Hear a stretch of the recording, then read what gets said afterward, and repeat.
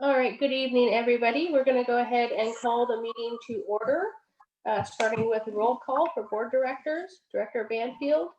Present. Director Barrows. Here. Director Decker. Do not see on the participants list yet, but I know she is planning to attend. And Director Sproul. Here. All righty.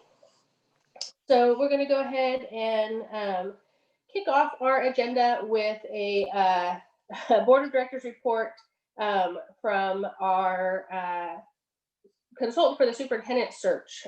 So Steve Lauder. Is Steve on the call? Dr. Webb? I don't see him just yet. Okay. So if we want to go ahead and get started with the other items, and then there he is. He just joined us. Perfect timing. Good evening, Steve. Hi, good evening. How are you? Good. Thank you for joining us. You're first on our agenda, so I'm going to hand it over to you. So I just would like to give you an update on how our community meetings are going. So we kind of started out with low participation. Central office only had a couple people, although I think there was a comment that people were going to be their preferred method was going to be on the website, the SurveyMonkey. We had 8 people in the classified meeting. We had 24 building administrators. That was great. The all certificated staff, we had 16. The equity committee, we had 7. The first parent at large community, we only had 8. LULAC no one from LULAC showed up. We had NAACP had 2 invites, or 2 people that were invited apparently. One was able to show in our meeting, and then we were able to have a phone conversation with the other person. I've yet to be able to connect with the church leadership. I do have emails out, and we'll try again tomorrow to see if I can connect with somebody in the church community. The student leaders, they showed up. Thanks to Tom, we had the board representatives, and he's now working with, I think, with principals on trying to develop a new student group, the non-traditional group, kids maybe who are in alternative programs, kids who have had issues with maybe grades, attendance, some other things, because we want to get the full spectrum of the kids' profile. So that's engaged. Student leadership, we didn't have good participation, so we went around and had separate meetings. We rearranged a meeting with the Vancouver Administrators Association. We already had one of those. We'll have on Friday, we'll have a meeting with the SEIU and the VPS, the VEA people on Friday. We had, I think, 10 people show up or in the Zoom meeting with the Spanish speaking community. Not too bad, although I'd love to have had more. Now, to sort of mitigate some of the low numbers, we've been doing lots of phone calls and doing personal interviews. I personally had a nice long conversation with Diana Avalos. I've got meetings set up with Phil. I'm gonna say the name wrong. Is it Haru? Phil Haru? Is that correct? Harju. Anyway, so. I believe that is how you pronounce it. Okay, good. Ty Stober, had a conversation with Ty. Monica Stonier, she was in the meeting with the representative group. That she was the only one that showed up, but then I had a personal phone call with her, and that was also great. I've got meetings, trying to set up meetings with Jim and Liz Lucy, Donna and Scott Hornstein, trying to get that going. Robin Steele, the YWCA, sent me off to her replacement. She's just the interim. So Vanessa, is it Yari, I believe? I've got a meeting with her, phone call Wednesday. And I told you about VEA, Kari and the SEIU folks on Friday. We've spoken to Temple Lens, Nada Wheelock. I've got a message out to Paul Spear, Joe Inlet from the, is it Micronesian Consulate General, I believe. And that would be trying to reach out to the Chuckies speakers and in that group. I've got trying to get messages to Ann Wheelock and Paul Harris. Told you about the second student group, that's in process. Paul Spear. So I would say that, even though we did kind of a slow start on some of the attendance, we have had great participation either in personal meetings or the ability to set up secondary meetings. So I think we're moving along really well, and I want to thank Tom for supplying me with names and emails.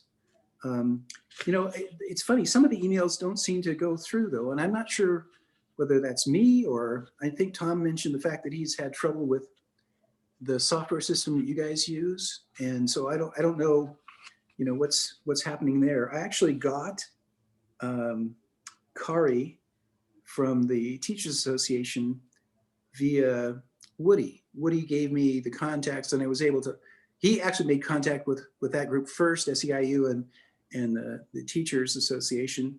And then I was able to make contact with them. So I don't know why some of the emails seem to be going into the ozone, but I do know that I got a message back today from Robin Steele, and she said that she tried to email me, and the first response, the first email said I didn't have an email address at that Gmail account, but then the second one went through.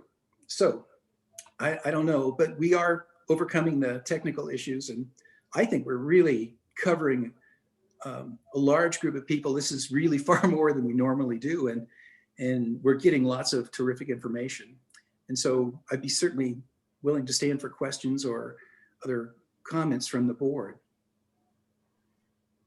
I have a question about the survey, because I know the survey is still live, I think, until Friday. How many, you had given us an update, I think last week. Have we gotten more responses through the survey? What are we on? I'm sure we have. I don't have that number for you, but okay. I can get that for you and get it out to you tomorrow.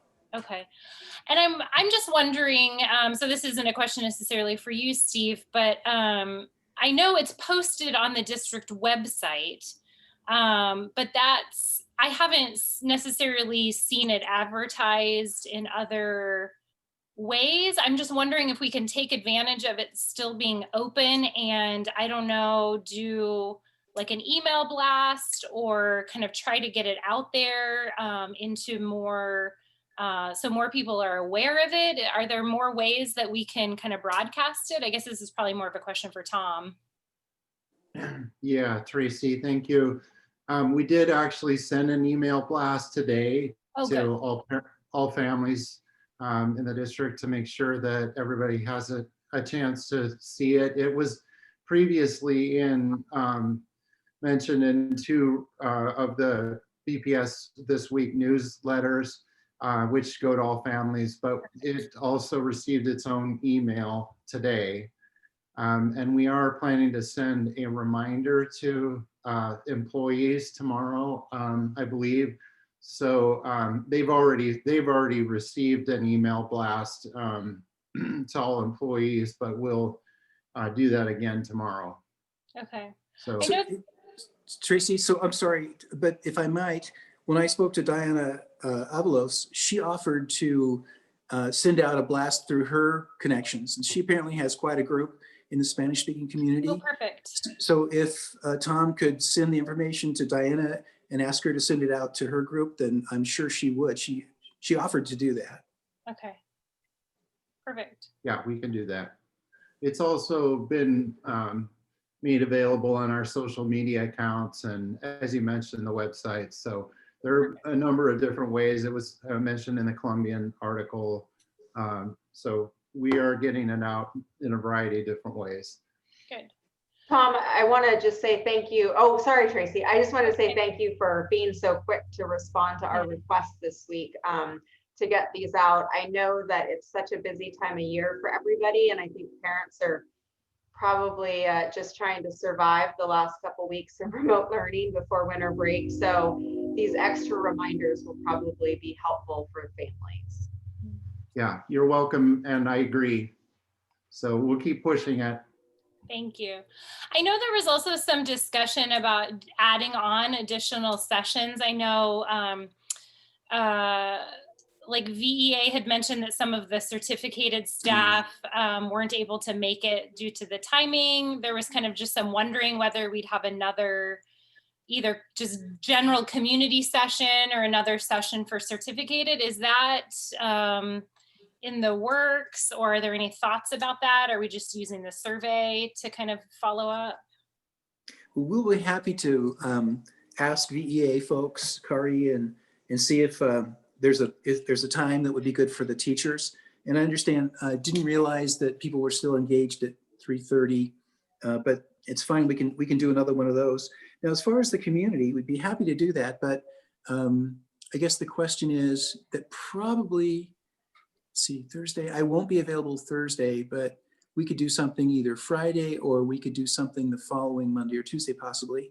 But we'd have to get some information out to people. Yeah, or even like the first week back in January. I mean, I don't know. I don't know timing. I just, I mean, and it's something for us to discuss if there's a need. I mean, if we're getting a lot of feedback through the surveys and through the phone calls, I mean, I don't know if there's a need. I would be curious if other board directors, what our thoughts are on that. Well, I would say that it sounds to me, and I came in about third of the way through, but it sounded to me like there was a lot. Steve, you've gotten a lot of good feedback, and there's a few more things in your pipeline to attend to.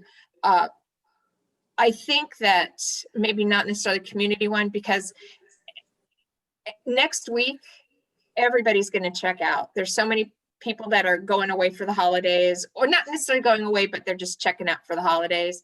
But like making sure that we get the teachers, I think, are good. And then the students, as was mentioned before, I think those two, and then the connections that Steve has made through Diana and through other areas. It sounds. I agree, Kathy, that next week I think would be kind of challenging. That's why I was kind of thinking if it was like right when we get back in January. I don't think that would impact our timeline, our search timeline at all. No, it doesn't impact the search timeline at all. I don't know. It was just something I was thinking about. I think Carrie from VEA specifically, I mean, she specifically requested another opportunity for the certificated staff, and I think that's good to try to schedule another one. But I agree, probably better after the new year for teachers. And then I would love to hear another student group too, for sure. So thank you, Steve, for putting those on the to-do list. And also thank you for doing all of these one-to-one contacts as well, because I know that can be very tedious in terms of scheduling a lot of phone calls. So I appreciate that effort as well. I just want to make sure you mentioned when you were talking about the meeting for union leadership, where there was whether it's a mix-up or email glitch or whatever, that you have reached out to VEA and SEIU. I want to make sure VASP is also on that list. I'm sorry again, Wendy. I'm sorry. VASP, VAESP. They represent some of our classified staff, a lot of our classified staff. Barb Plymate. What's that? Barb Plymate would be the person. Oh, Barb. Yes. Okay. Yeah. I just want to make sure that they're included. They're not left out. So you want to make with them. I'm gonna have to check my email. I believe she was copied on the invitation for the Zoom meeting for Friday, but I'll just double check. Okay.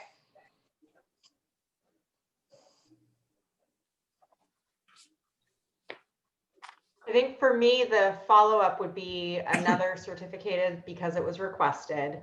And it was another student group that maybe cast a little wider net, which it sounds like we're already doing, and it's in the works. So that's that. And then Steve Lauder, I apologize that I've sent you so many names and contact information. You've been very responsive and flexible to make all these one-on-one calls. So thank you for that. Oh, you're welcome.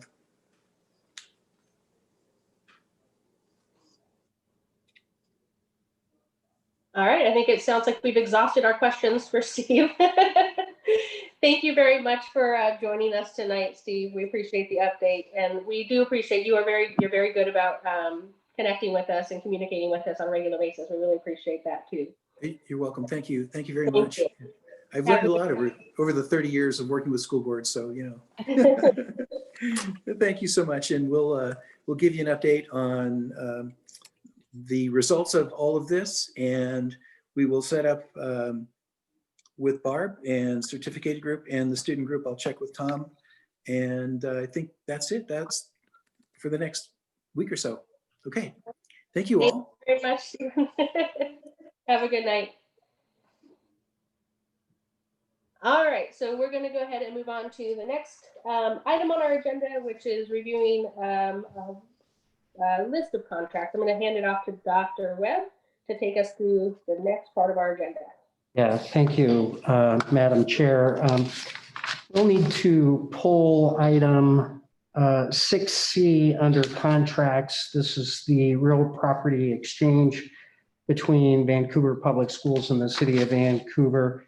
We're in further discussions with the City of Vancouver relative to the park and the parcel. So at this point in time, we're not prepared to present this in any way, shape, or form. So I ask that that item be pulled.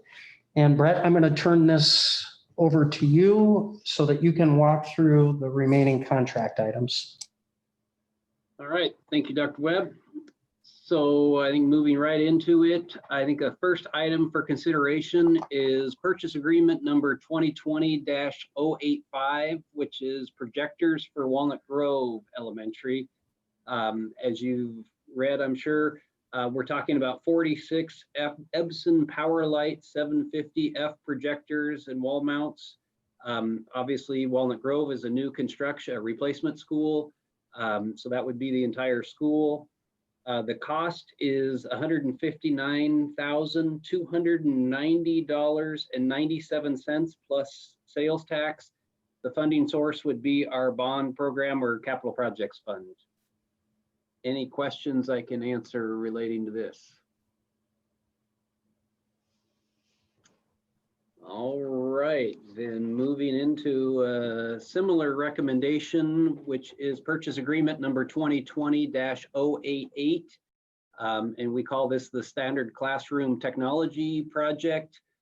Just a little bit of background, you've seen other recommendations on this particular project. These are our schools that didn't benefit from a full replacement school or a significant capital project fund, bringing their technology up to par with the new schools.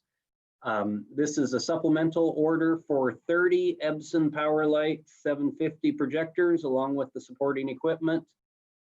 These would support multiple schools that did not receive, again, major capital investments in this area. The funding source is the technology levy, and the recommendation is for 30 of these projectors at a cost of $86,989.61 plus sales tax. Any questions on the standard classroom equipment?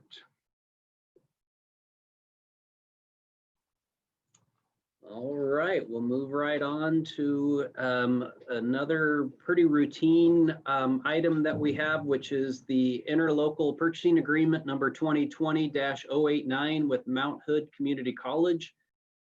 As you've, I think, all seen in your tenure here, we periodically get requests from other governmental entities or school districts to piggyback on our bids. We're careful to write all of our bids to allow this. It's kind of a win-win. We all get better pricing when we build up the volumes. So it's our recommendation that we do engage in this interlocal agreement with Mount Hood. Purchasing agreement number 2020-089. There's no cost to the district. Any questions on that? All right, then we'll move right into a couple resolutions to be considered. The first one is a feasibility study that would be led by the City of Vancouver to improve broadband access throughout Clark County. I won't read the entire resolution as there's multiple whereases, but basically I believe the request and the endeavor here is to show support in hopes that through the city-led project, there would be improvement and investments. I think the more support that is shown throughout the community, the more likely that funding and investments be made towards this end. So it's our recommendation that you approve Resolution 871 in support of the feasibility study for improved broadband in Clark County at your January meeting. Any questions on that? I'll just comment, I think this is fantastic, so. So this is just in support of doing this study. This isn't necessarily the cost involved in the study, or like. That's correct. And Okay. just to clarify one thing that Brett spoke to, we received this request from the city of Vancouver, who is advocating for a broadband study in the county. I'm not certain that they would be responsible for conducting the broadband study. Perhaps another agency might be, but we didn't feel it would necessarily be appropriate for us to act on a resolution directing another agency to do something. Clearly, there is a need for an updated review and needs assessment relative to broadband access, particularly in light of the pandemic. So we're supportive of the City of Vancouver's request here.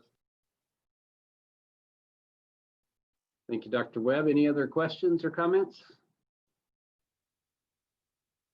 All right, then we'll transition to the bond sale. So as you've been briefed, we're in the final planning stages for what we hope will be a February 9th bond sale date. Market conditions and some other things can shift that a little bit, but we typically are able to stick with those preliminary schedules. So in order to accomplish that, we would ask that you consider at your January board meeting resolution number 872, which specifies a variety of topics and establishes the legality and the tax treatment and the terminology and a whole bunch of legalese, as you've seen. But basically it allows the district to go to the market, negotiate in good faith the terms of this bond sale as we have the previous 3 bond sales. You're able to establish some parameters in terms of true interest cost and duration that then we and our underwriters would negotiate within those confines. So with that, I'll open it up to any questions. Just to add some additional information, this is the 4th and final sale of the $458 million bond proposition that was supported on the February 14th, 2017 bond election. Brett, my only question, I reviewed this and I'm probably gonna review it a couple more times, but the timing on it, our vote in January, is that binding for a sale on that date or in February? I mean, should there be market fluctuations that make it change or affect the timing or affect our interest in going out in February? Do we have that flexibility? Yes, absolutely. And that's a great question. One of the things that this does is it delegates authority to the finance team, specifically led by Dr. Webb and I, to, if the market conditions don't present themselves the way we hope they do, we can pull back, or if we get into the need to shift around maturities to react to where there's appetite for the bonds, then we have the latitude to negotiate and structure things in such a way to produce the optimal results, including the option of just saying today's not the right day. Let's table it until there's some more stability or other things. Okay, thank you. All right, any other questions or thoughts on that? All right. Moving on to a purchase agreement number 2019-065. It is for carpet at Martin Luther King Elementary. As you can see, our recommendation is that we award the purchase to Beresford Company in the amount of $171,793.65 plus sales tax. The funding source, of course, would be our capital projects fund or bond proceeds. Any questions on that?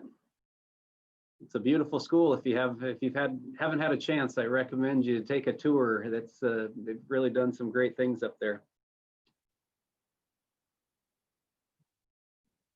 All right, hearing no questions, we'll move on to the last item I have for you tonight, which is purchase agreement number 2018-049, classroom additions at Salmon Creek Elementary. And what we're recommending is that you accept the project as completed. The significance of this step is it allows us to make the final payment on the contract and start the 45-day clock to release their retainage. So as you know, as we make progress payments to our contractors on all of our major contracts, we withhold the retainage amount to make sure that they fully perform and take care of all of the punch list items. And then there's some state releases that occur as a result of that. This allows us to begin that process and start the clock for all of those sign-offs. Any questions on that?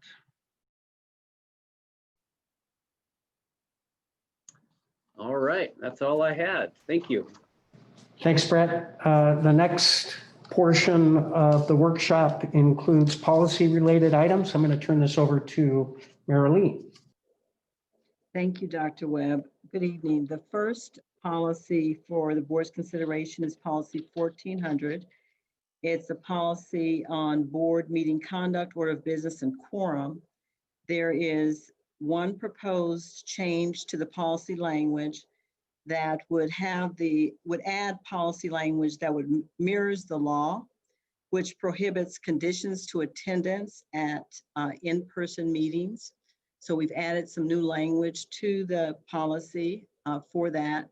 Of course, during COVID-19, the language is suspended, but this would apply if and when we have in-person board meetings again. Are there any questions? This is just taking out the requirement that, like, for public comment, that people have to give their address, correct? Or it's a little different than that. What the law says is that a district or any public entity cannot have conditions for attendance. So this would prohibit you saying you can't even come to this meeting unless you give us your name or you give us your email address. But you will still be allowed to ask people for their name and their address during the public comment period. This does not change that requirement. oh, okay.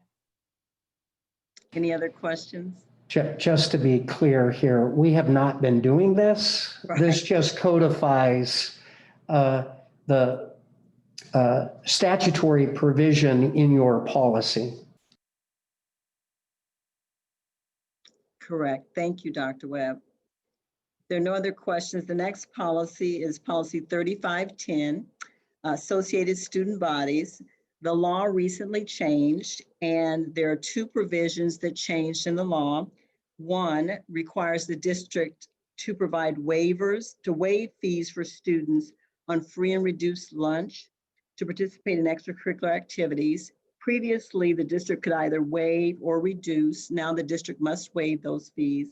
And the second change in the law requires the district to reduce fees for attendance at extracurricular activities for individuals 65 years of age and over. So we added language to the district's policy to achieve those two goals. Any questions about that?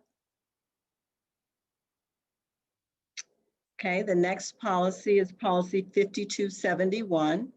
The title of the policy is Reporting Improper Governmental Action, Whistleblower Protection.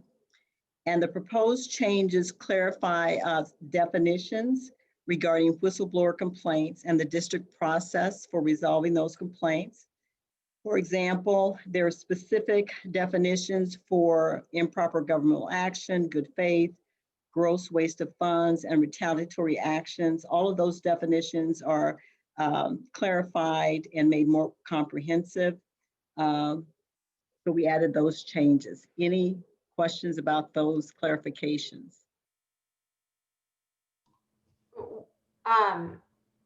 These changes, what was the impetus for this? Was it changes to RCW or recommendations? They were recommendations from outside counsel. Okay.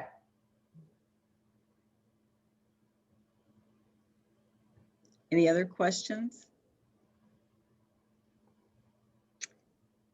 Okay, the last policy for your consideration is policy 6112, rental or lease of district real property. The current law, of course, allows the district to rent or lease surplus property. And in those rental agreements, there have to be provisions for recapturing the property, but the law also provides for exceptions to recapture. So what this proposed policy change does is updates the district's policy to include those recapture provisions, as well as the exceptions to those provisions. And there are two exceptions: if property is near an international airport, or if property is rented or leased for affordable housing purposes, the district is not allowed to recapture those rental premises. So that language from the law is added to the district's policy. Any questions about that?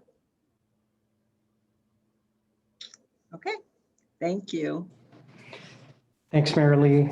The last section before we transition to superintendent's report is teaching and learning, and Dr. Strom has 2 items. Mike?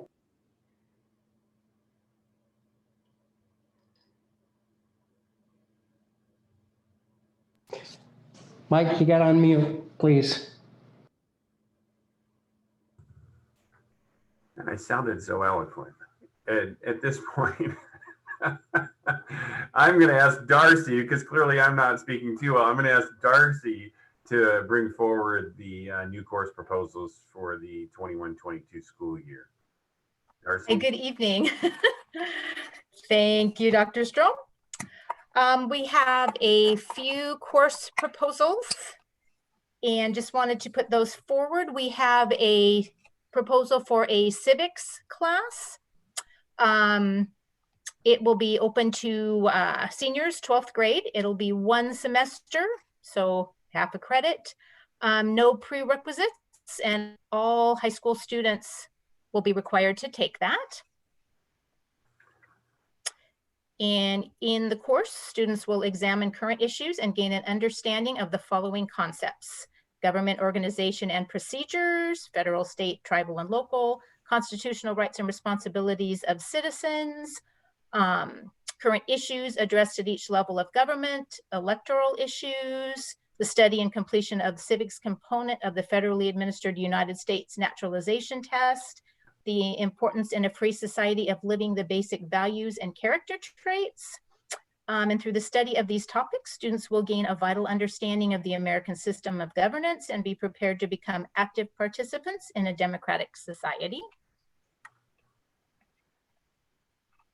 And And Darcy, Mike, should I just want to also add that this is a function of the change in legislative requirements 2 years ago, and gave districts an opportunity to make this shift, or required to make this shift, excuse me. So it's a separation of, it's been embedded in CWP, but it is now required that we have a separate course on the transcript. So the CWP course will be 0.5 and the civics course will be 0.5. Right. That was the question I was going to have was, so since it's only 0.5 and it's their senior year, what are they supposed to take for the other half? But you just answered. So it's civics / CWP is basically what they take for the year. Perfect, exactly. Okay, great, thank you. And moving forward, AP seminar. And this is it's open to grades 10 and 11. this is attached to an AP capstone diploma, which Skyview is applying for. So the AP diploma just, allows students to have a more robust opportunity for kind of a self-determined course. So AP Seminar is a foundational course that engages students in cross-curricular conversations that explore the complexities of academic and real-world topics and issues by analyzing divergent perspectives. Using an inquiry framework, students practice reading and analyzing articles, research studies, and foundational literary and philosophical texts, listening to and viewing speeches, broadcasts, and personal accounts, and experiencing artistic works and performances. Students learn to synthesize information from multiple sources, develop their own perspectives in written essays, and design and deliver oral and visual presentations, both individually and as part of a team. The course aims to equip students. Go ahead. No, go ahead, Darcy. Sorry, with the power to analyze and evaluate information with accuracy and precision in order to craft and communicate evidence-based arguments. The course is part of an AP Capstone Diploma program for which Skyview is currently applying to participate in. The AP Seminar course is one of 2 additional courses, AP Research being the other, that is specifically required for students to earn their AP Capstone Diploma. And this is a course designed by the College Board for the AP course of study. All right, now if I may, sorry for that. I thought you were done. So the AP usually has a test at the end. So how are these 2 courses obviously going to be evaluated? They don't seem test set up. So I'm just curious what the evaluation process is for these. And yes, and I believe that they will have to take exams to get those credits. Interesting. Okay.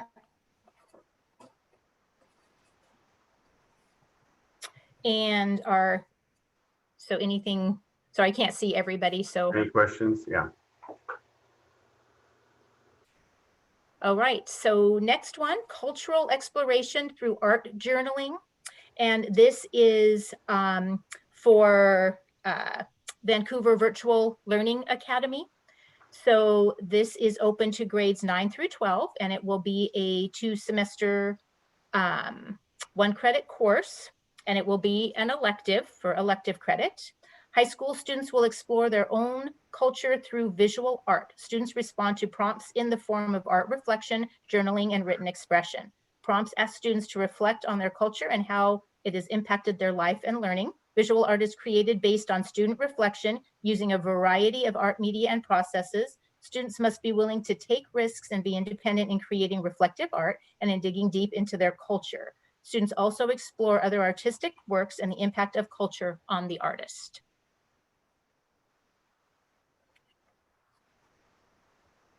Any questions? Okay, Darcy, go ahead. And then project-based world languages. And this will be open to grades 9 through 12, also 2 semesters for 1 credit. Prerequisites are Spanish 3 or demonstrating proficiency on placement exam. We're looking at it for Columbia River, Fort Vancouver, Hudson's Bay, Skyview, Flex, VSA Hay as an elective course. The course provides the opportunities for students to engage in whole language experiences that have real world applications. Project-based world language study will feature projects that are flexible enough to offer student choice while further building language fluency and literacy through experiential learning. Students submit project plans to their teacher for approval. Project-based learning will allow students to demonstrate their unique interests and explore essential questions. The overall goal is to build students' fluency, confidence, and cultural competence. My only question is, so their projects, it basically can be just about anything as long as it's approved by the teacher. It doesn't have to be around Spanish related fields? Um, They just have to do it all in Spanish. correct, yeah. Uh, So, Doesn't have to be how it relates to the culture of Latin America or Spain or any, it just, they're doing whatever project they want to, but they're presenting it all, putting it all together in Spanish. you know, Darcy, if I recall, I don't have that immediately in front of me, there was a prerequisite, correct? it's also, yeah, it's Spanish. Right. So, yeah, and that's culturally based. So if it's more of an advanced level course, we could, yes, Kathy, speculate that more of it would be in Spanish. Right, it would be in Spanish, but that the subject matter would have to be culturally related to the Spanish speaking culture. But it doesn't sound like it, but I'm just clarifying for. I'll have the team review that question and then follow up unless someone else had something to add here that I don't see on the screen. I think that project-based Spanish will serve as a language learning lab in which students engage in whole language experiences that have real-world application. The course will feature projects that are flexible enough to offer student choice while furthering their ability to express description, preferences, narration, information, and opinions. It does say it's a Spanish course to build fluency and literacy through experiential learning. So Again, I'm sorry to interrupt here. Kathy, we'll follow up in the Friday briefing. Thank you. Yeah, I'm just curious as to what the exact parameters would be. So my question relates to the certificate that the students that do the dual language track up through Fort from Mac to Fort. It sounds like this would provide a third course in Spanish for those students. Is that, I mean, I guess what I'm saying is it sounds like it's broadening that the intensity of Spanish in their high school experience. So I just want to make sure, am I understanding that correctly? I believe so, yes. And to the real world application, the more robust experience. We can come back and check with the team over at Fort in terms of how that integrates with the program. I know that some families have given feedback that they get through and then they get to high school and there's only the students can only participate in a couple Spanish language courses. So this seems to be adding to that. And that seems like a value add for those students who have committed to the dual language pathway. Agreed. Yeah.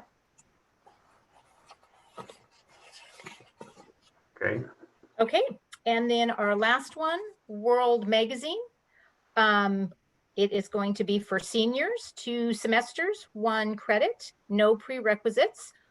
This would be a Fort Vancouver course, an elective course.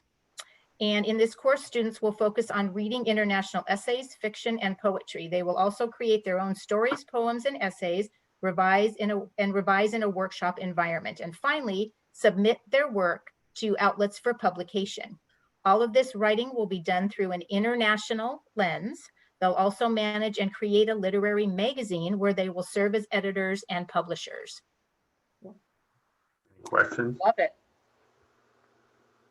Real world applications. I have a question about that one, Darcy. Did you say it was for an elective credit? It's an elective course, yeah. Was there any discussion about offering it as a senior English equivalent? Let me check into that. I would kind of wonder about that now that you mentioned that. So we can check on that. Yeah, we'll find out about that. I assume that if you can take sports literature for senior English credit, you can do this for senior English credit. But there are weird rules out there. Okay. Any other questions? Thank you. I actually skipped over under teaching and learning item number 1, went right to the coursework. that Darcy shared here, and I skipped item number 1, which was the recommendation to approve the official school calendar, including board meetings for the 21-22 school year. Attached, you have the proposed official district calendar for the 21-22 school year, and consists of 180 days.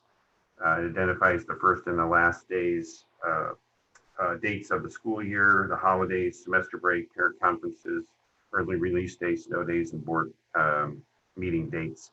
Are there any questions? I have one question, and it's, I think now that I'm just going to preface saying, as a parent of 3 kids in distance learning, I don't really care when they start as long as they go back to school in the fall. Whether it's before or after Labor Day is no longer an issue.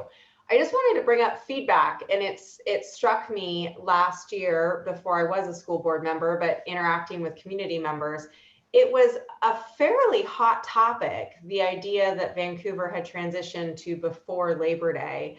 And I don't know, I know that it's important to coordinate with Evergreen. That makes perfect sense. I also see some advantages of having a couple weeks in a row of 4-day weeks to kind of transition kids back. But I don't know, I mean, I'm just passing along feedback. I was struck, being out in the community talking to citizens, and it was, I would say 50% of the feedback is, why do we have to start before Labor Day? So I don't know if there's an easy answer that we can provide the community. Again, that was before COVID, and now I would say no parent's really going to argue whether it's August 31st or after Labor Day. But I don't know if you have an easy answer to explain why it has been positioned. It just seemed like a hot button last year. Some of that has been a function of other priorities that have been built into the calendar, including semester break for grading, et cetera. The more days that you insert over the course of the start and stop date, the longer it extends the school year into June. We had a number of years ago kind of a funky calendar where, had we started after Labor Day, as I recall, the first day of school would have been something like September 8th. It's just, that's where Labor Day was sort of falling. So we're really trying to balance collective interests relative to, as you indicated, Kyle, lining up the calendar with Evergreen, trying to ensure that students' last day of school typically are somewhere in the middle of June. As you know, we build in snow days at the end of the year that sometimes, depending upon the inclement weather cycle, often has extended us almost up to the very end of June. So, it's sort of like open school or full remote at the moment. People feel strongly about both sides of the equation. No, I felt remiss if I didn't bring it up, because this is the first time I've been involved in the conversation. I agree. It's a topic people have very strong opinions on.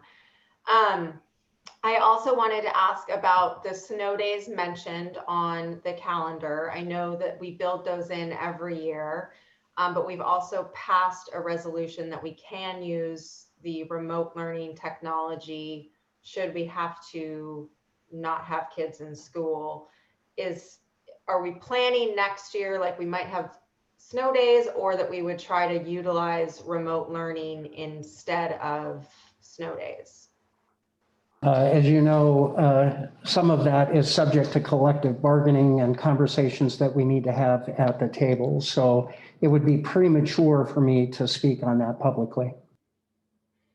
And for all children out there, I would say, please don't take away snow days next year.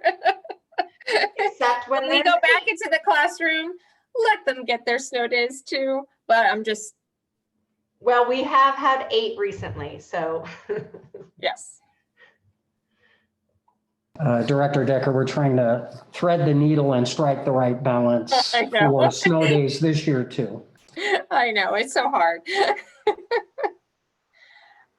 And just to, oh, sorry, Mike. No, Go I ahead. was going to say if there were any further questions, asking if there were any further questions. And not to belabor this point, but just because it was brought up, it is not uncommon these days across the country for schools to start before Labor Day. Just as a matter of fact, I would guess that more schools start before Labor Day than don't anymore. And there are some schools in the South that start like the 10th of August.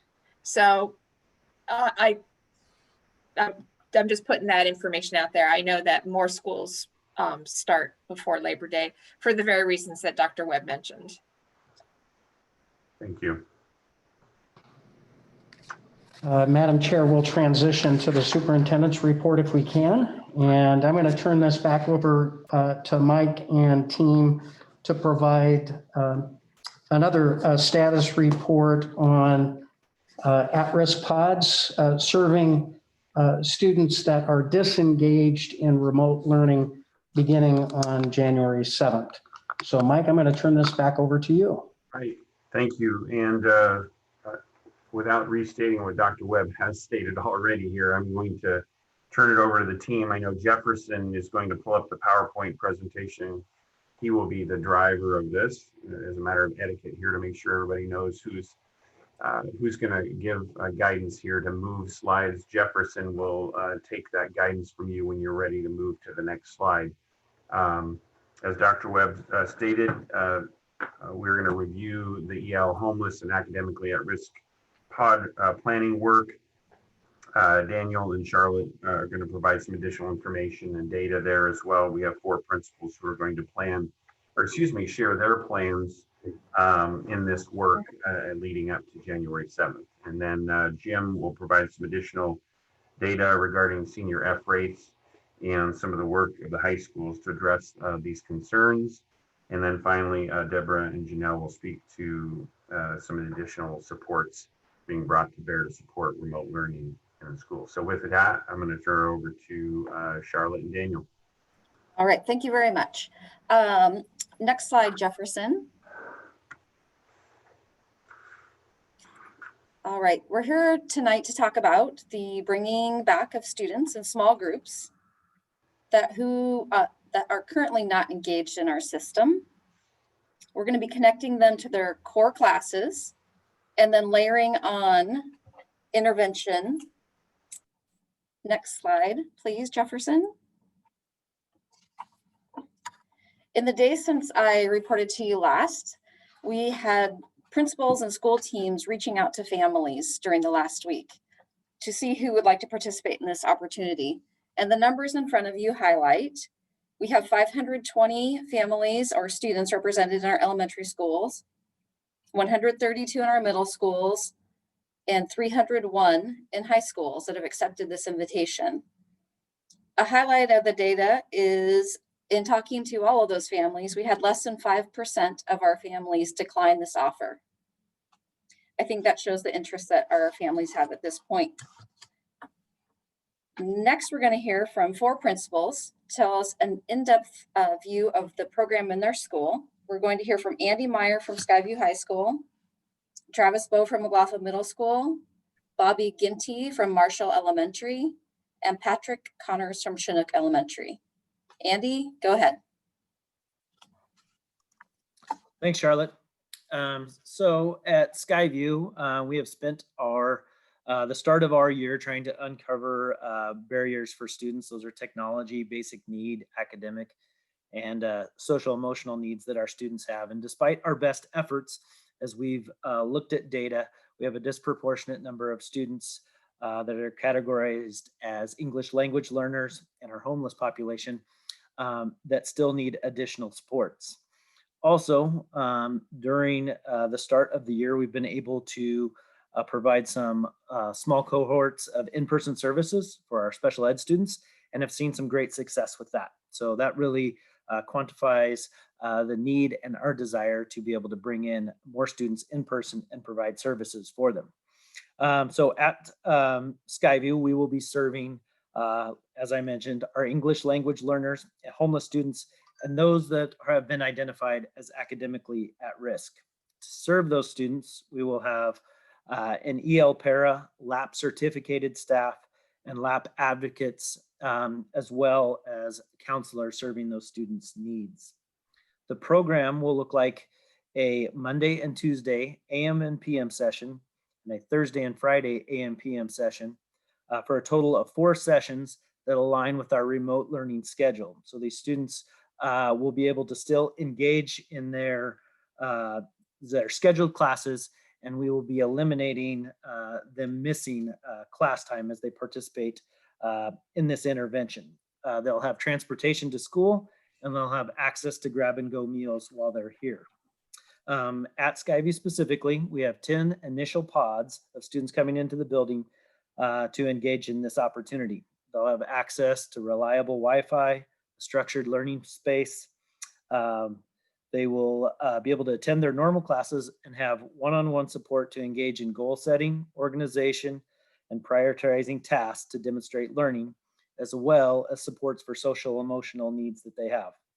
We've designed our program so that those staff involved can still provide services to the students that they were providing supports to prior to starting our in-person services.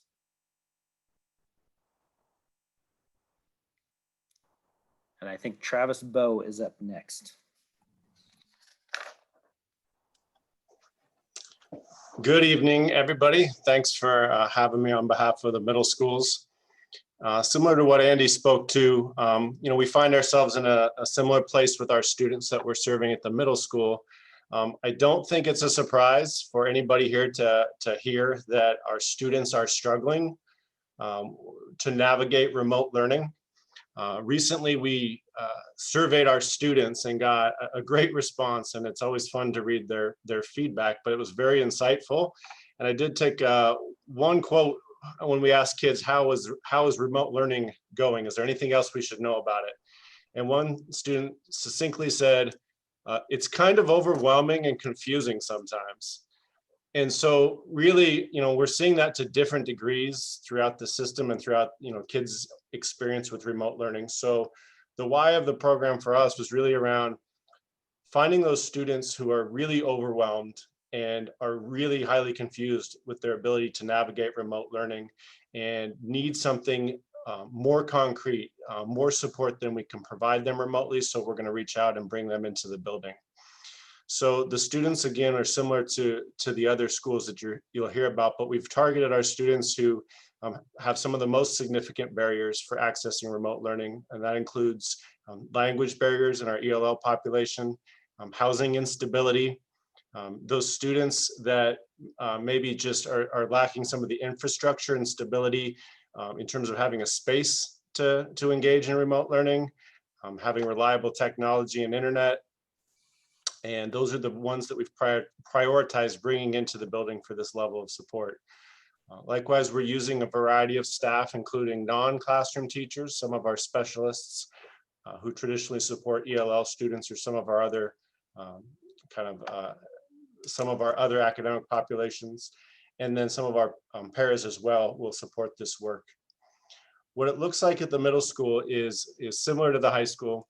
We'll be offering 4 sessions throughout the week, aligned to that hybrid learning schedule. So kids will either attend Monday, Tuesday, or Thursday, Friday. They'll either attend an AM or a PM session. So that's where we get to 4 sessions a week. And they'll be in learning pods of approximately 1 adult supporting 4 students. Our total program will, to start off, support about 50 students over the course of the week. The specifics for the middle school is we're going to be leaving our students in their scheduled courses, so it won't be a disruption to any of the courses that they've been in throughout the year. They'll have the same teachers, but they'll be in the building and they'll have additional supports with that in-building adult to make sure that they're accessing the Zoom on time, making sure that they're attending all the scheduled courses as best we can support, making sure that we can facilitate some of the offline learning experiences, make sure that students are turning assignments in, following through, finishing work. A lot of the things that we've seen causing them to struggle and fail during the first part of this experience. We'll also be able to provide them meals and transportation as part of this program. And that's the overview at the middle school level. And we just believe that this is really a needed level of support for some of our students at this time. And we're excited to be able to reach out and get some more kids some help right now.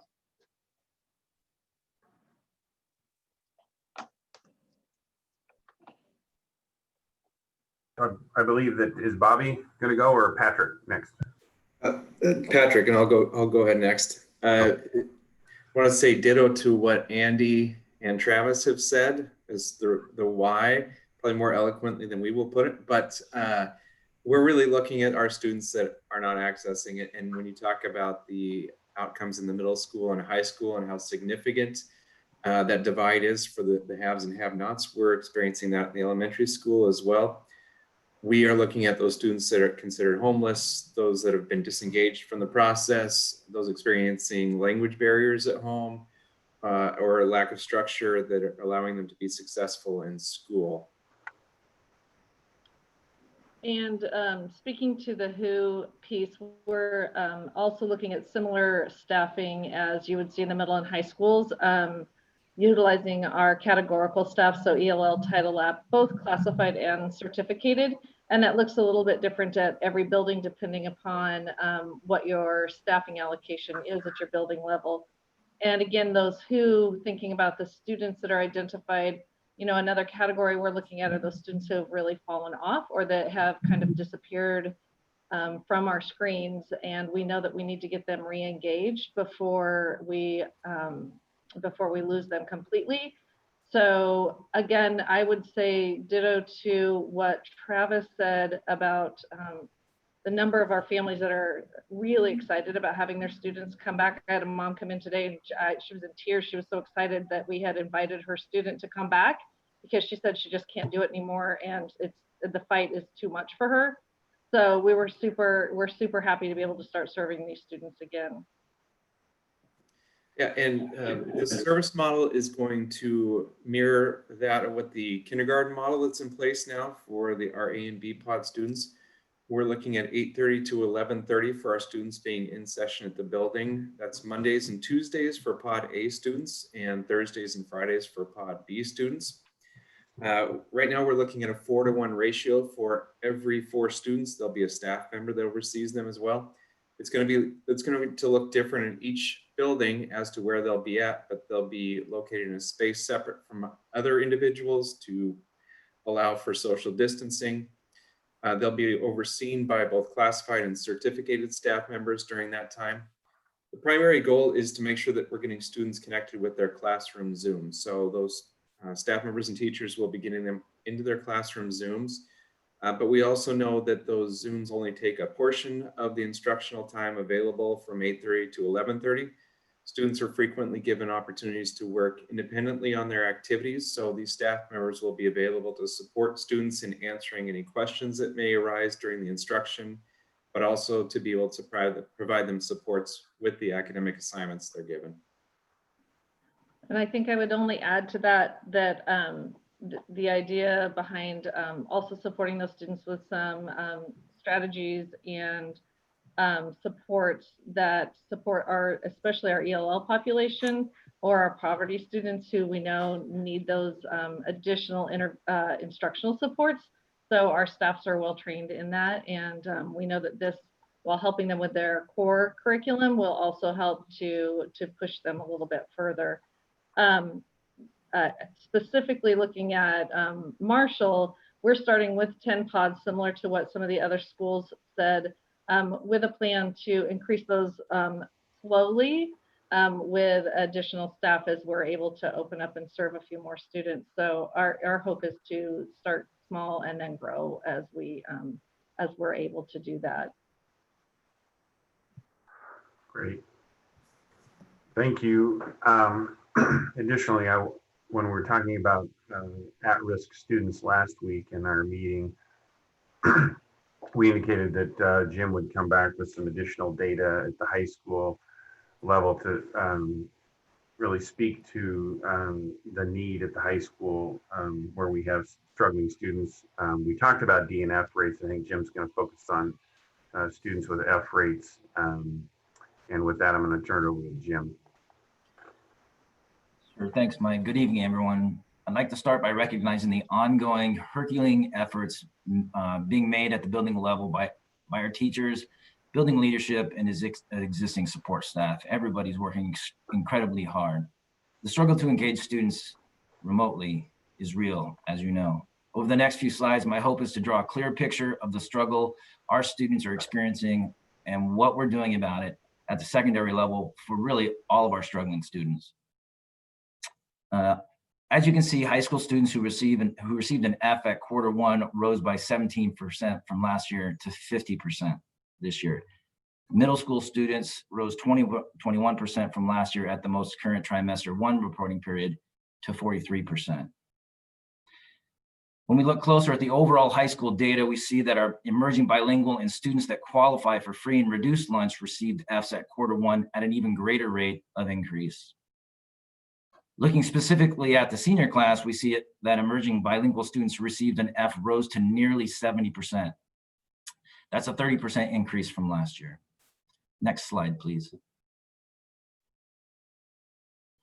At the high school level, semester grades, as you know, are not official until the semester. We also know there is a predictable pattern of improvement in the F rates at each of semester 1 and 2 from the quarter grades. After our last meeting, we asked our data team to forecast the expected rate of seniors receiving an F at semester 1 based on the last 4 years of improvement from quarter grades to semester grades. Based on that algorithm, we can now say we expect seniors who receive an F to increase by 5% to 20%, or a total of approximately 340 students over the class of 2021 in the senior class. Most importantly, as we will see, the vast majority of these students are those furthest from educational justice. Next slide, please. Using the same refined model, we can see the forecasted impact on specific senior groups semester 1 grades. As you can clearly see, our emerging bilingual, homeless, and students qualifying for free and reduced lunch are still forecasted to be impacted by F rates at a far greater rate than the totality of the senior class. Next slide, please. So what are we doing about it at the secondary level on top of the small pods being brought in January? Every building in Vancouver Public Schools, including elementaries, is expected to have ongoing and intensive tiered interventions for their students. Our discussion and planning at the secondary level has focused in the short term on 2 immediate areas. 1, our systems of outreach to those students not engaging at all in the system. And 2, academic support interventions for those students who may be engaging, but struggling with learning for a variety of reasons. We believe the return of our paraeducators, secretaries, and clerks will help exponentially with both of these short-term focuses. In the long term, we're committed to ensuring our focus on identifying essential standards, collaboration through professional learning communities, culturally responsive education, and professional development for all staff so that we can provide high rigor learning experiences for all of our kids. To speak directly to their specific building plans, again, for repeat performance, we have Principal Travis Bowe from Mac Middle School and Principal Andy Meyer from Skyview High School. Travis? Thanks for that introduction, Jim, or reintroduction. I appreciate that. As Jim spoke to, I'm going to speak a little bit about what we're doing at McLaughlin Middle School, but I would also say that the middle school principals work very closely together, and a lot of these things are going to be mirrored at the approach at the other middle schools as well. Jim mentioned that all of our buildings take a tiered approach to figuring out how to best support students. We're used to that framework, and so we talk about looking at our schools in 3 tiers. Tier 1 is really what we kind of consider universal supports, things we do for all kids in all settings so that we can potentially get the best result.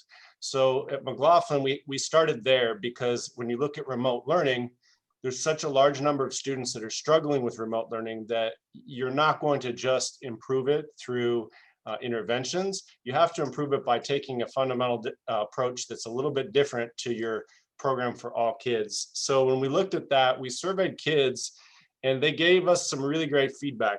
And they told us that the things that were challenging for them in remote learning were really 3 areas. The number one was workload. There was just simply too many things to do. The second was organization, keeping track of it all. And then the third was time management. So based on that feedback, combined with feedback we got from our teachers about how kids were experiencing trimester 1 remote learning, we made some adjustments at the try at McLaughlin. And so some of those adjustments should affect all of our students across the board in all their classes. And the major one was we were making a recommendation to our teachers to really think about the assignments that they're asking the kids to do and limit the workload to 1 to 2 key standards-based assignments a week and not inundate kids with a series of tasks that they have to then independently follow up on and turn in. We also really refocused our grading efforts on learning outcomes and not just simply the doing of work or the completing of work. So we're really looking at standards-based grading and making sure that we're assessing what students know and are able to do, and that we're willing to be creative in how we assess our students. And then the third adjustment that should affect all students is that we worked on simplifying and aligning our Canvas pages in our grade books so that when kids and families experience it on the user end, they can see consistency from class to class, and then they know how to tackle some of the work that's being put in front of them.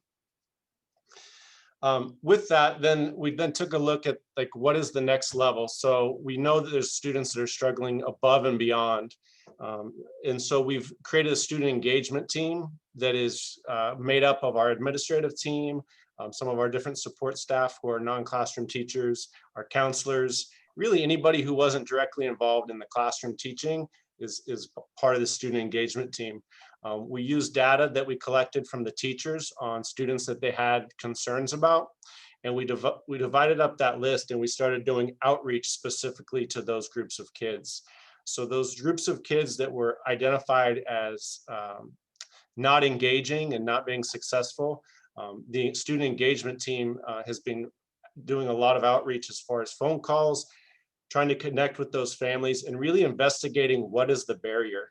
So a lot of it's just kind of, it's case by case and kid by kid and family by family, but trying to figure out what is it that's getting in their way of having success, and then getting creative on putting plans together and figuring out how to re-engage kids and put them back on a path to be more successful. The commitment of this team is pretty impressive. We've had our staff, when they can't get a hold of a family, they've done home visits. They'll really go at great lengths to try to re-engage our families and make sure that we're not leaving anybody behind. And then the last piece is just that relentless, like, coming back to the data, not ever thinking that we figured this all out, but knowing that collectively we're trying to improve this, because this is not really an easy experience for anybody involved. And so that's something we're focusing on as we move forward. So thank you. All right, thanks, Travis. So again, I will speak to Skyview specific plan, but I would echo what Travis said, that I believe that the high school principal group is a close-knit group, that things that we're doing are similar across the board, and there's a lot of great work happening both in our building but across the district. So at Skyview, our initial work was really around just the monumental task of getting remote learning up and running and trying to connect kids with the technology, basic need, and social and emotional supports to get the year started. But as we moved into the year, we were able to look at data and see where we had students struggling, and really a pause for us to look at our tiers of intervention, like Travis mentioned. And so we also started with our tier 1 supports. So our work has been focused on looking at the instructional strategies that we're providing for all students. And through our collaborative times together with staff and through student surveys and staff surveys, we've been able to identify best practices and instructional practices that align with the CEL 5D framework. And so that has been a big process for us to ensure that students are getting the best practice in services through their classes, that all students are receiving that in remote learning. And then we also designed building-wide lessons, which we delivered. We did an initial onboarding at the beginning of the school year, 2 weeks during our Wednesday time of success skills for remote learning that included some social and emotional learning. And then we have continued that on a monthly basis for all students to provide the supports they need in remote learning. At the tier 2 level, where students need some supports or some students need supports, this has mostly been work that has been focused in our classrooms. We've developed common understandings of our scheduled Wednesday time to be able to provide teacher-led interventions for students. We've developed something at Skyview that we call our intervention tracker, which is where we took every student at the first progress reporting period that was struggling in a class and connected them with a classroom teacher, so that both we could get teachers connected and talking with students that were struggling, but also that we could uncover those barriers that students were experiencing. As the year has gone on and we've continued to look at data, our work has shifted from uncovering barriers to trying to help students organize, setting goals, prioritizing tasks, and communicating with teachers so that they can better engage in their academic studies. At the tier 3 level, the tier 3 at our school is served by our intervention team, which is made up of admin, counselors, and support staff. We've spent the year refining our menu of interventions to adapt existing interventions to be able to meet the needs of remote learning. Something that's come from that is a refined academic re-engagement meeting process that we found success in Zoom with, that is designed to help students navigate remote learning. We've also developed a advocacy Wednesday support session where students are able to join Zooms to get help with navigating remote learning. And we've developed a peer tutoring program. In our tier 3, these are the students that we're going to be targeting for our in-person services as we bring those back. And I would want to just add that all the work we're doing while remote learning has been very different, everything that we are providing for students will benefit them as we transition into in-person services. I would say that our continued focus on our building initiatives has stayed true. We're focused on PLC collaboration, standards-based practice, multi-tiered student supports, and equity, innovation, and excellence in instructional strategies. We spend all of our collaborative time on these for conversations, planning, and aligned PD for our staff. So while we are trying to serve our students in the current, I also believe that as we move out of remote learning, our students are going to be better off for the work that we've been doing and engaging in during this time. Thanks, Travis and Andy. So hopefully that gives you a comprehensive look of how we're taking, we're going to approach the short term and the long term at the middle school and the high school level. In a nutshell, when we come back from the break, it is all hands on deck as a priority. I think next is Deborah. Actually, Janelle. Okay, thank you. So it's kind of in line with what we're talking about tonight, the theme of maximizing learning for students and increasing access.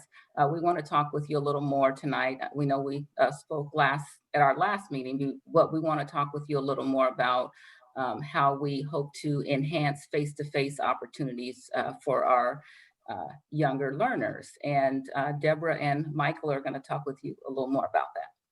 Okay, so if we could switch to that last slide, thank you. And as we transition into talking a little more about what increasing support might look like for teachers when we head towards synchronous learning for all students and all the supports that could be needed and could be provided for that, Michael's going to talk to us about those. Good evening. I'm here. Hi, good evening, everyone. The reason that we are talking about some of this additional professional development, if you'll remember when we spoke in November, we talked about providing that training at early release day that where teachers would learn how to use their tech tools that were new and some that they could use in different ways. We were able to provide that training, and the feedback that we got from that training was very positive. We learned that there were additional needs that the teachers were needing as they moved into more of the synchronous work, and we've been able to provide those through the DLCs, the district coaches for digital learning coaches. So as we move from November and we put the kindergarten teachers back into their pods, what we saw from them was just this amazing ability to increase and to expand on those synchronous opportunities for kids. And we know that the more face time that a teacher has with a student, the more successful that they are. And we've had a group of kindergarten teachers who have figured out different ways to use the technology that they have to get into homes more often and to expand on those synchronous opportunities, sort of that synchronous with all. So a month later, we are going to add on January the 13th an additional early release. And in that early release, we will take those strategies that these amazing educators have created and started to share in the kindergarten group to expand those out to the other grade levels and to the categorical people who are now returning. And we'll provide, the first hour will be sort of them presenting their information, and then we're going to give some collaboration time for teachers to meet with their buildings and with their job-alike people so that they can really think about the ways that they want to implement this. This will also be followed up by coaching by the digital learning coaches as well. This continues to evolve to where we're able to have a more face time and more synchronous opportunities with students as we move forward in distance learning 2.0. In addition to that, we are working with our paraeducators to provide them some technology training as well as some methodology training so that they're able to better support students as they're back in these small groups and they're beginning to work together. They receive training on trauma, culturally responsive education, and technology basics so that they're able to provide that support as well. Okay, thanks, Michael. And then with our last bullet, we know that there are 7 kindergarten teachers who are on leave, and we are continuing to work on possibilities and planning for what that support could look like across 21 schools with those teachers. So there's more to come on that. We're just making sure everyone knows that we're working toward that and looking at all the ideas and the possibilities. Michael or Janelle, is there anything else? I don't want to leave you out if you had something else to add. No? Okay. Then that's the end of our slide, Mike. Are there any questions from the board of the team who's presented? Mike, you should probably lead with, so where are the questions? Because you know there are going to be questions. Well, it's just who we are. So first of all, I want to say how appreciative I am for all of the intense work that's been done for the EL, the homeless, and the at-risk students, and trying to figure out how we support them. I'm loving everything that I've seen. Thank you, thank you, thank you. And I am very impressed with the data-driven discussions, and also with the individual reach out to parents. And that's just tremendous. I do have the kindergarten, the current kindergarten situation weighs very heavily on my heart here. I'm a little concerned, well, a lot concerned, because while I heard some good stuff from Michael, I still believe that what we are currently asking our kindergarten teachers to do, and it doesn't sound like we're not going to keep asking them to do that, and that just to me is unacceptable. What we're currently asking our kindergarten teachers to do is too much. And if we're going to use this as a model for how we roll out first grade and how we roll out second grade into hybrid, it's not okay. These teachers are being asked to take on both the remote learners and the in-person learners. The current remote, from all of the survey comments we got, the current remote learners are not getting equitable services. And the live streaming, while an interesting stopgap, is actually causing a lot more heartache in our little kinders than helping them. They don't understand why they can't be there with their friends. Talk about an SEL issue. So that being said, and I know, Deborah, that you mentioned that there'll be some discussion about how to utilize the current kindergarten teachers on leave. I also know that there's a huge discrepancy in the sizes of some people's in-person versus the sizes of their remote learners. You know, some teachers have 2 or 3 kids in one pod, and then 4 or 5 in another, and then 12 kids in remote, and the remote kids aren't getting what those other kids need. And I'd really appreciate if we allowed our building leaderships, our building administrators, to figure out, how do we set this up? Do we have a teacher that just does remote? You know, or how do we do it? It's just not okay the way it is. And I could go on and on, but I won't. So, but I love, again, I want to end on a positive, sort of that sandwich kind of idea. I do love how hard everybody is working to get our kiddos on target. It is amazing.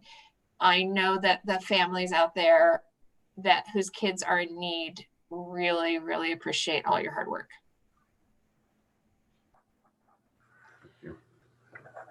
I want to just add on to that a little bit. The board has continued to get a lot of concerned feedback from kindergarten teachers and families. And I think much of what Kathy says is relating to my concerns. I'm excited to get more kids back in the building, and I absolutely love that we are bringing in our highest risk students to do these small group pods. But I know that so many in our community are looking for kind of the promise of more students to get back in the building. And I worry that as we have hope for first and second graders in February, but yet we're burning out the teachers that are already teaching in person, it's going to be a lot harder to get just the interest and involvement of the educators. I mean, if they see that their kindergarten colleagues are burning out because they can't sustain their job and their workload, and that's for the most part what we're hearing as board members, is that to do their job well and to support both their remote learners and their in-person learners, they're just being stretched too thin. And so I just worry about continuing down this path. How do we encourage those first and second grader teachers to jump into this deep end where they're, you know, likely going to be suffering the same kind of stress? And a lot of the stress that we're hearing is not just the time, but it's the feeling of failure, that you're not able to support all of your students in the way you'd like to. And it's testimony to the dedication of our teaching staff. I have a kindergartner, you all know that, and I can say that my experience is that people our kindergarten team is working incredibly hard. I just worry about what the impacts of that burnout will be in encouraging more in-person classrooms.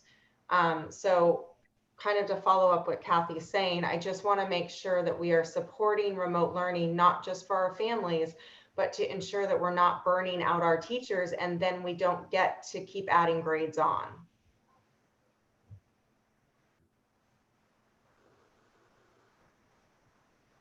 Other thoughts, other questions?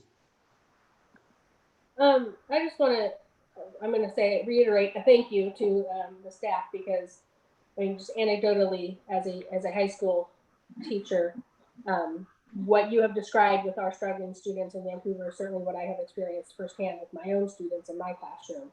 And it's heartbreaking and it's frustrating and it's demoralizing. And so any opportunity that we can give these students, and for a lot of them, it's just the difficulty in accessing the supports that we would have readily available to them in the building, you know, and the structure that a school provides, that sometimes the home life just can't. And so I'm really excited to see some of our at-risk students coming into the building and getting that experience. And I'm optimistic that we'll see some progress there.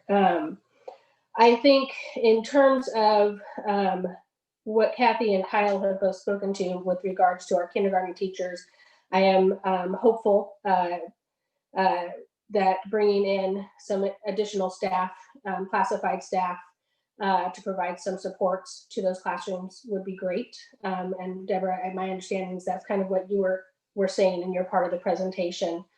So I'm hopeful that will help. It is amazing what more people can do, you know, when they're working together on a common goal. And so I'm hopeful that will help. And I'm also really curious and feeling optimistic that we can utilize those staff members who are on leave to provide some additional supports too. It's not necessarily a straightforward and easy answer or easy solution, because it's there are a lot of pieces and a lot of conversations that have to happen before that can be realized. It's COVID. It has to be difficult. Yeah, and not just with building principals, but there are some obviously some union discussions that have to happen as well. So I'm curious to see what the staff comes up with in terms of how those teachers can provide some support as well. It is something that needs to be tended to, though, because like I said, teaching under the best circumstances right now is demoralizing. It is already incredibly hard to do. And when the workload goes up, I can't even fathom the challenges that they are facing. So I have some really specific questions, Mike, about the at-risk pods. Do we have a limit on the size of the pods like we do with the kindergartners? We do. Our limit on the pods is 4 students per adult. Okay, thank you. And then my question, I think I got a pretty good idea of what it looks like at the elementary.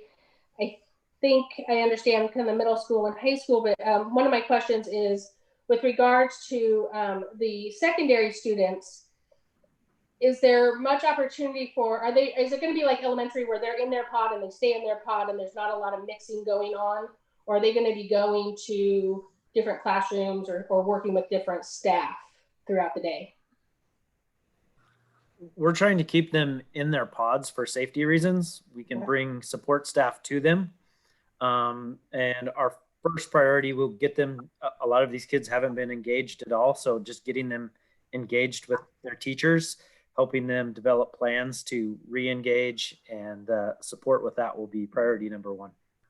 Excellent. Thank you very much. Yeah, I would say the same model at the middle school. They'll be in one space for the whole time with the one primary adult to support them. So try to keep them in that pod so that we can hopefully use that as another protective factor for COVID. Are you done, Wendy? Okay, cool. I just I want to say that, I mean, and it's been said twice right now that teaching is demoralizing. And I absolutely agree. I don't come from that background. And it's obviously it has to be true. But being a parent right now is demoralizing. And I feel like that's not stuff that's being said. I loved so much of what was said tonight. And we spent a lot of time concentrating on like at risk, and ELL, the homeless, impoverished. And in that, if you're a parent, you're sitting here watching this meeting right now, it's demoralizing. You can't provide for your kid enough to do this. And so that's the kind of word that we keep getting out. This failure is because you're not there. You don't have the technology. You don't have the time to give to your students, to your children. And so I loved so much about what we talked about. Kids have to get back in the classroom. They absolutely have to, or we have to find a new way. And I loved one of the things that was said, one of the students said, we're just overwhelmed. And so there's the step we're taking. Okay, we're gonna, not this busy work, we're gonna push that kind of stuff aside, these assignments, we're gonna just kind of concentrate on learning what you're learning. And then we're gonna give you the grade for that. So I think that's great. I hope it's across the board because I'm not seeing it as a parent. And I just wanna say it's really hard. And I'm glad we're getting the most at risk back in. And I know it makes me unpopular because we're getting so many emails from our educators that say they don't want to be back in the classroom right now because it's unsafe. And it is. I mean, there are issues, but our statistics showed that it's not that group that's just failing. There are so many people failing. And hopefully that's what's going to make people start speaking up, because we always shove the other group to the side. Now it's across the board. And we have to find new solutions. I want to say, because we've talked about the correspondence of our constituents, we have this education side, and they're saying they don't, not all of them, by the way, we don't feel safe. We don't want the kids back in, and all of them are saying they're overwhelmed, even if they love the position. But what we're finally hearing are all these parents who have their kids back in school for some part of the time, and not one of them has said they're not happier. Not one of them all of them have said that their kids' lives have improved since they got back into the classroom. All of them. They may not like the days they don't have in the classroom, but all of them have said it's changed the way their kids are. So I want to just put it out there. At some point, we're going to have to make some really hard decisions. And maybe we throw away a year, just joking. But that's how it feels. These kids are getting this on this is going to affect the rest of their lives. Some kids are able to, just move forward throughout this time. They have that support system. It's not, and the ones that don't, their parents are working full time. They're working full time in their home, or all these other issues. It's not just poverty. It's not just language. There's a lot of factors. So I feel like we need to really be talking about how are we going to get these kids back in the classroom, and how many really need to be back there, because there's so many. Or are we going to find a new way to set the standard? But I am demoralized as a parent. I will tell you that right now. And I know you all are as administrators, and you're doing such a good job. But I think we have to look at all angles. That's all I have to say.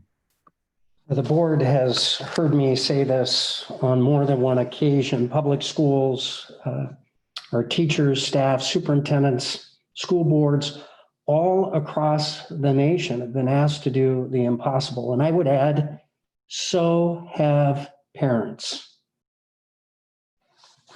This is complex.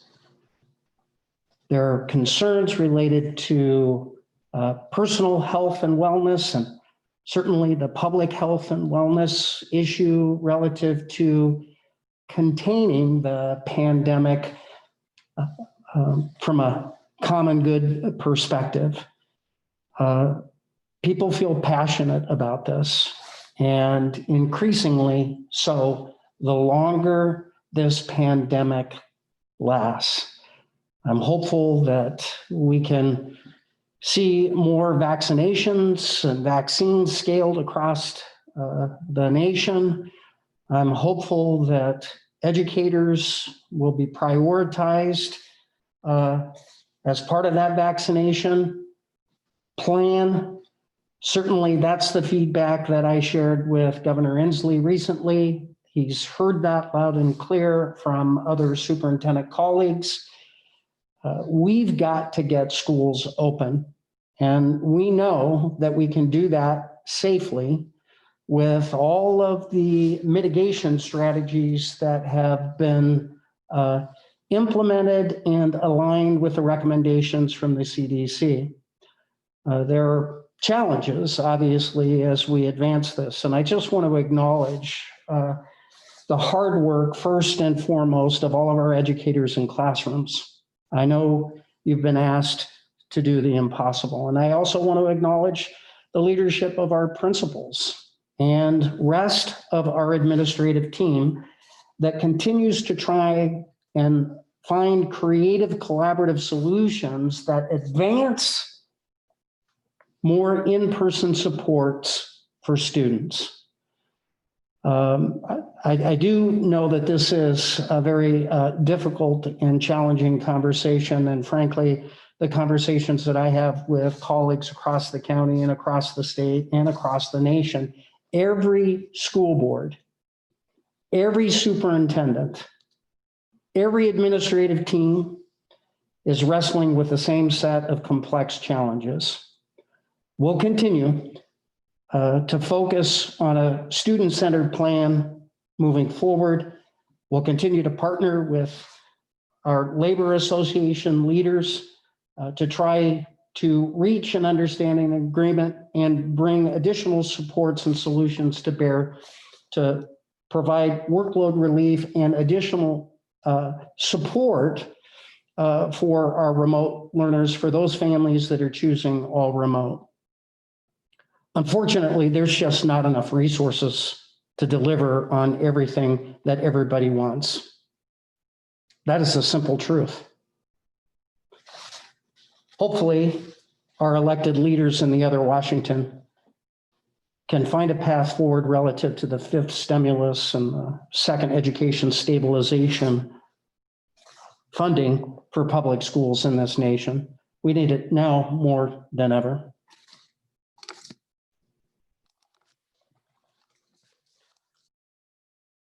Are there any other questions or comments for Mike or the team? I had a quick question. When our at-risk students are coming in to the building, is there any consideration for, or would they have the ability to access direct services? I mean, it sounds like there's the person that's kind of with them, the adult staff person that's with them is going to be more monitoring and helping them access their virtual learning. So not necessarily doing direct instruction, but will, like if a student qualifies for like lap reading or ELL services or even IEP services that hasn't been getting in person, will they have the ability to get direct like in-person services, or is that still going to be virtual and then that staff member is helping them access the virtual? Tracy, that's a good question. Thank you for bringing that up. It can be both ways. So our initial push will be to get them connected to their core teacher, but we will layer on EL support, lap reading support. It could be a case where a student comes in person in the morning and then also receives that support on a Zoom in the afternoon. So it could also look that way, but those supports will be getting to the students that need them. And Tracy, in regards, pardon me, in regards to your question about students that have IEP services that might not be receiving those services, IEP teams are monitoring their data as it relates to students accessing. So when those become apparent, then they do provide those in-person services. I had one more question regarding the pods. How are the kids being grouped? I assume maybe because if one person's monitoring students and getting familiar with different work content and syllabi, et cetera, are they grouped by grade level or need? Just wondering how we're matching, because I assume that especially if you have in the secondary, if you have 4 different groups and trying to familiarize yourself with 16 sets of students, teachers, coursework, I mean, how are we matching that up? I can speak to it at the elementary level, but I would say that each building's doing that, you know, individually, but at Chinook, we're looking at is trying to match as close as we can to grade levels so that the staff members are familiar with similar type of lessons, and the students also have some similar age peer groups to be working with as well. I can't obviously speak to the middle school or high school, but I assume that a lot of our elementary schools are looking at that as well. That's what Marshall's doing as well. And at the high school, we've been providing services for them. It's just been in a remote environment. So these staff members are familiar with these students, and we've partnered with them to set up the structure of who's coming in when and who's in which pod. And at the middle school level, we thought about those factors, and we were kind of strategic. A lot of the students that we brought back in obviously shared some class schedules because we targeted certain groups of students like ELL. So those groups were able to oftentimes match up so that they had similar courses and schedules as best as possible. So there's usually a theme in each pod, and then that staff member, oftentimes their job is aligned with that theme too. So some of the ELL, like my ELL lead, is helping support the ELL students, and she knows that curriculum inside and out. So as best we could, we matched that, and we limited the amount of like variance in the schedule, like you mentioned, so that they wouldn't have to track 16, courses. Thank you.